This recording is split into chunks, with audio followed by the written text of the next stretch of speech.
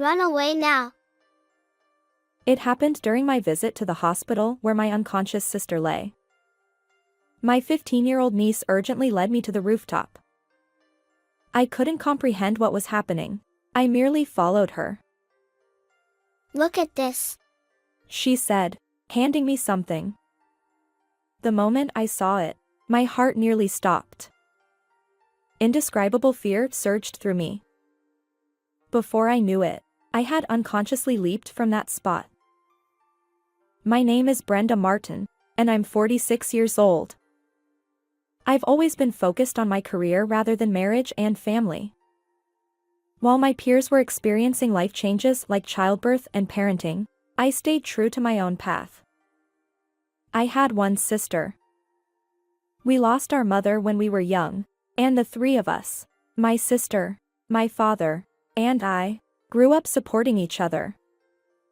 When my sister got married, I genuinely celebrated her happiness. Unlike me, she chose to be a stay-at-home mom, creating a happy life with her husband, their daughter, and their pet cat. However, a sense of unease began to creep into their daily routine when her daughter, Emma, started acting differently.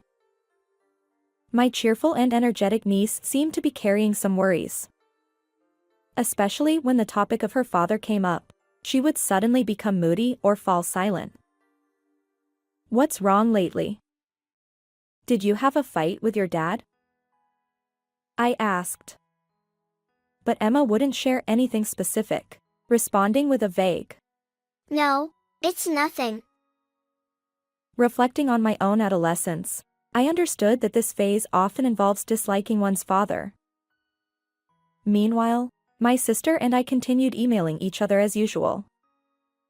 However, one day, her replies abruptly stopped. Initially, I assumed she was busy, but even after a week, there was no response. What's going on? This has never happened before, I thought. Worried, I called my brother-in-law, but he didn't answer either. Feeling uneasy, I decided to reach out to Emma. She answered the phone, her voice trembling. "Aunt, Mom collapsed and is in the hospital," she revealed. I was stunned. "Why didn't you tell me such an important thing? I'll visit her right away." Emma hesitated. "Maybe you shouldn't come, Aunt." Despite her awkward tone, I couldn't suppress my desire to see my sister. "What do you mean? Tell me which hospital." I insisted, determined to rush there immediately. When I arrived at the hospital, I initially headed straight to my sister's room, but my niece called out from behind. "Aunt." "Oh, Emma." She urged me not to go to the room right away. "Why?" "I came to check on your mom, and I want to see her," I insisted. Emma tugged at my arm, leading me in the opposite direction of the hospital room. Something felt off, and just then, her phone vibrated. Emma checked it, her expression turning serious as she looked at me. "Who is it? Shouldn't you answer?" I asked. Without saying a word, Emma led me urgently toward the rooftop. Her demeanor was unlike anything I'd seen before, and I followed her. When we reached the rooftop, Emma pulled a bottle out of her pocket in a panic. It was the vitamin container I had given my sister a few months ago. My sister had been struggling with skin issues, so I hoped the vitamins would help. However, the contents looked slightly different from what I remembered. The capsules were a completely different color. "What's going on?" I asked. Emma explained. "Ever since Mom started taking these supplements, her health deteriorated. She collapsed, and tests at the hospital detected poison in her system." Shocked, I pressed her. "Is your mom okay?" "She survived, but she's still recovering. I can talk to her now." Relieved. I couldn't fathom how this had happened. My mind was in turmoil. So Dad suspected these vitamins, and they had them tested at the hospital today. Turns out, the same toxin that was found in Mom's body is in these capsules. What? The hospital reported it, and the police are on their way. Dad wants to use these supplements as evidence. Aunt, you need to escape before they catch you. Emma's words left me feeling desperate. My fingerprints were undoubtedly on that bottle, and I could be accused of trying to harm my sister. But I haven't done anything. I protested. It was clear this wasn't a mere coincidence. Someone intentionally tried to harm my sister. Yet, I had no clue who would do such a thing or why. I believe in you, Aunt. But if the police arrive, there's nothing we can do. Yeah. I understand. Muttering, I climbed over the rooftop railing and slowly jumped. Emma's scream echoed as I plummeted, but I landed unharmed on the terrace just below the roof. In that moment, desperation drove my actions. I needed to escape. Emma, relieved by my safety, collapsed nearby. While apologizing to Emma, my mind was still in turmoil. I was torn between the fear of being caught up in something serious and the desire to somehow uncover the truth. So, I hurried out of the hospital, got into my car, and headed towards someone who could help. And the next day, I visited my sister's house, and Emma welcomed me inside. If we search the rooms, we might uncover the truth behind this, I suggested. Yeah, I want to know why Mom ended up like this, Emma replied, her face filled with anxiety. Perhaps she had her own thoughts about the situation. I began searching the familiar rooms, the kitchen, the living room, the dresser, everywhere. Finally, I found decisive evidence that could prove my innocence. This is... Just then, we heard the sound of the front door being unlocked. Emma, are you home? It was my brother-in-law, Richard, entering the room after confirming Emma's return. Brenda? Why are you with Emma? His surprise quickly turned into a stern expression. You should turn yourself in. Stop causing our family more pain. Richard accused me without hesitation. But by then, I already knew. The mastermind behind this incident was Richard himself. Even with this, can you say the same? I pulled a small plastic bag from my pocket. Inside were genuine vitamin pills. These came from your desk drawer, Richard. Did you switch the contents in the bottle? Richard's expression flickered with surprise at my words, but he quickly masked it with a forced laugh. That's not evidence. Stop trying to blame me for your actions. He retorted. It's true that claiming Richard orchestrated everything based solely on this might be a stretch. However, just then, Emma stepped forward. Dad, the evidence isn't limited to this. She held up her phone. On the screen was footage of Richard swapping the capsule contents. My sister's home had a small pet camera installed for monitoring when they were away for extended periods due to their cat. However, my brother-in-law was completely unaware of its existence. It had captured his actions. Why would you do something so terrible? Richard stammered. It's just...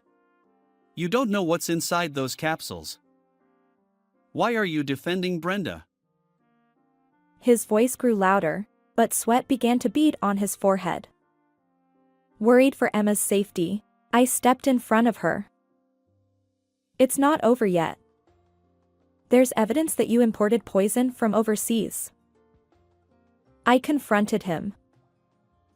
Huh? Did you search the house? Yes, with Emma. It's not illegal. We didn't break in. As I spoke, I handed him a piece of paper, a printout of purchase history from Richard's computer. He had imported a poison that couldn't be legally obtained in this country.